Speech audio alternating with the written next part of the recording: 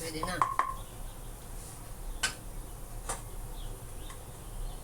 Niluto ko na to kasi ano, mag-yelo na yung mga kulay niya. Masisira na kasi.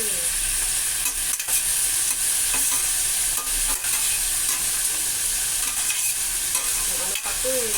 Yung biyernes yata. Plastic pa to. Bumili siya dyan. Sa labas. Yan. Bakasan natin yung apoy. Tapos ano lang, asin lang ilalagay natin. Kasi yun ang nabasa ko sa Google. Yung nag-search ako ng pangalan. Ay, naku, nakita ko yung recipe niya dito. Asin lang pala ilalagay. Saka yung luya. Dapat walang bawang, luya lang. Pero, choice ko yun. Gusto ko yung may bawang para mabango. Yan. So, palalagay tayo ng asin.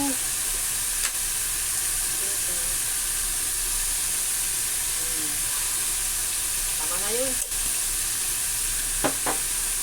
Basta may lasa na yun. Masarap pag asin. Para malasaan mo yung ano. So, you can taste the leaves alone.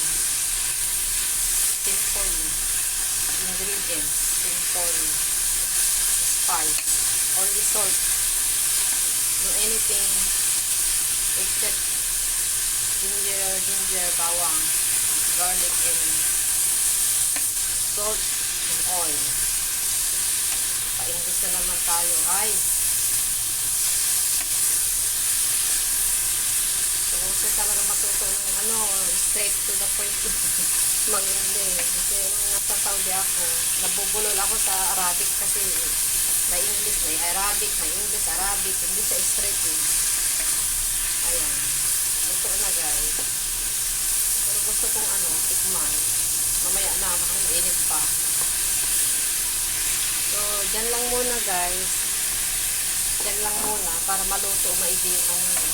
Bali, kukuha lang ako ng ano. Kuha lang ako ng pagkain ko. Makain kasi ako. Para maluto yung gulay niya, dyan lang. Ayaw naman niya. Pag hindi naman niya maubos to, naku, ulamin ko na naman to bukas. Kasi, kunti lang naman nakakain to.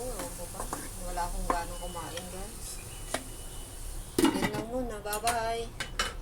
Bye for now. Ay, gurang ba?